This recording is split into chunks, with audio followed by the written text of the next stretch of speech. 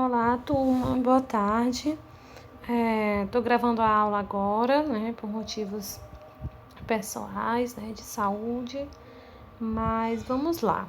A gente vai fazer agora uma revisão, né, do capítulo 2 do nosso livro, tá bom? No final da aula eu vou colocar algumas orientações, vou falar aqui, vou colocar na plataforma a respeito dos nossos trabalhos, tá? Dos nossos trabalhos avaliativos para nossa prova, tá bom? Então vamos lá. Os mapas, eles têm história, né? Por que esses mapas têm história? Eu pergunto se algum de vocês já foi à Serra da Capivara, aqui no Piauí. Lá tem várias inscrições rupestres que demonstram, né, o conhecimento do homem conversando ali através de desenhos, formando também mapas, caminhos, né? Então isso é uma linguagem relacionada àquele tempo, tá? Essa é uma linguagem daquele tempo. E os mapas também, eles têm linguagens diferentes com o passar do tempo, tá? Então vamos ler juntos. Ao longo do tempo, o ser humano ele passou a ter a necessidade de registrar o trajeto dos rios, os cursos, né, os percursos de caça, os territórios conquistados, entre outros caminhos e lugares. Então, esses primeiros registros, eles foram elaborados utilizando diversos materiais encontrados na natureza, como argila, madeira e também rochas, tá? Então, ao longo do tempo, o ser humano ele foi aprimorando os seus conhecimentos e suas representações da superfície terrestre. E a gente vai ver aqui alguns exemplos, depois a gente vai ver um pequeno vídeo no que diz respeito a essa evolução dos mapas, tá? A história dos mapas. Então vamos lá. Primeiro a gente tem o mapa de Gassur, né? Foi um mapa elaborado nos anos 2400 e 2200 a.C., né? Essa siglazinha ela quer dizer antes de Cristo, em argila cozida, para representar a região da Mesopotâmia, atual Iraque. Então essa é a história, né, do mapa, uma das histórias do mapa, tá? Depois a gente tem outro mapa, né, que já foi formulado e diferenciado, né, aqui com o tempo. Então, o planisfério de Humboldt, Mercator, foi elaborado em 1587. Então, você tem já no século XVI, tá? 1587, já outro formato de mapa, né? Porque esse mapa aqui ele já representava praticamente todos os continentes da Terra. Esse primeiro mapa, feito em argila cozida, ele representava apenas, né, uma região da Mesopotâmia, o atual país, né, o Iraque. E aqui você já vê praticamente todos os continentes da Terra, tá? Nesse mapa do século XVI de Mercator, que já é um planisfério, né? Na letra B, também é outro tipo de mapa, tá? Você não está vendo riscos, né, referentes a continentes e oceanos, nem linhas, né, referente aos paralelos e meridianos, mas você está vendo casas, residências, tá? Então é um mapa, né, o Toa, datado, né, do século XI. Esse nome, né, ele leva as iniciais das palavras em latim Orbis Terrarum, né, que quer dizer círculo da Terra, e o mapa ele representa a Europa, a Ásia e também a África, tá?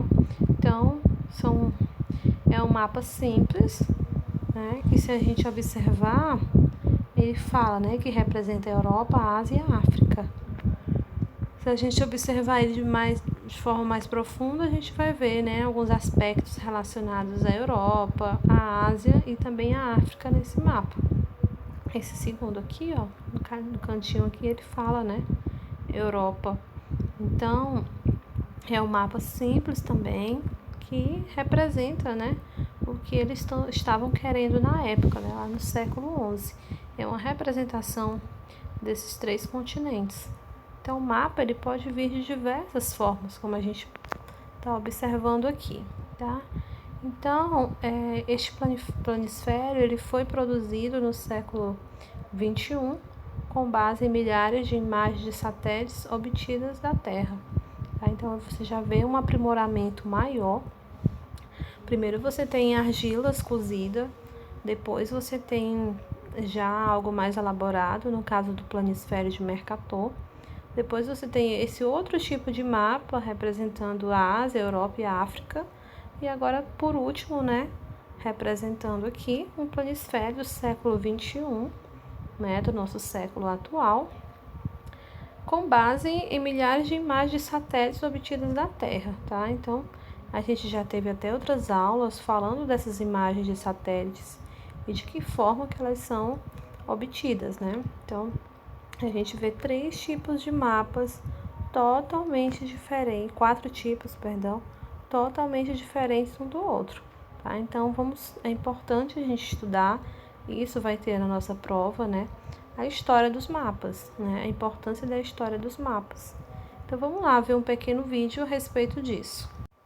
Bom, o vídeo, ele é em português, né? Português de Portugal, mas também de fácil entendimento.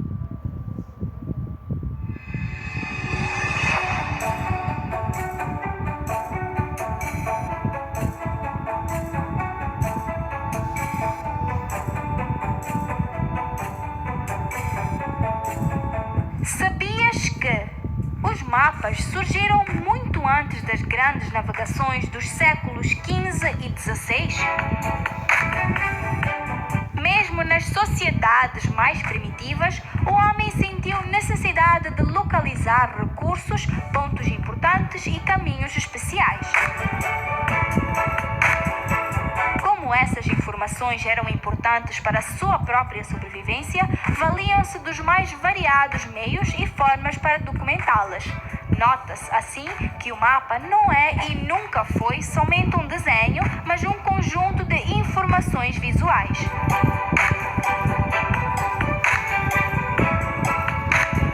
O mapa de Gazua data de 2500 a.C. e tem origem na Mesopotâmia. Ele representava os principais rios da região, especialmente o Eufrates e o território nas proximidades. Trata-se de uma pequena placa feita de barro com representações sulcadas e esculpidas. Na China Imperial, muitos mapas foram produzidos e utilizados por navegadores que documentavam suas viagens e depois entregavam as informações ao seu soberano. Durante a Idade Média Europeia, os mapas eram também uma representação da religiosidade e do poderio da Igreja Católica. Neles, muitas vezes, a cidade de Jerusalém, sagrada para o cristianismo, ocupava o centro do mundo.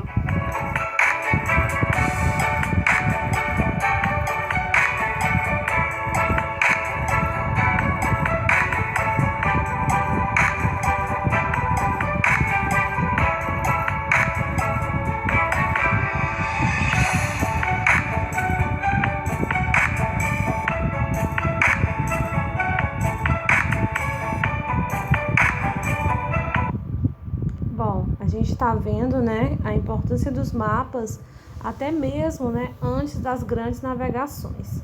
Mas o que são as grandes navegações, né?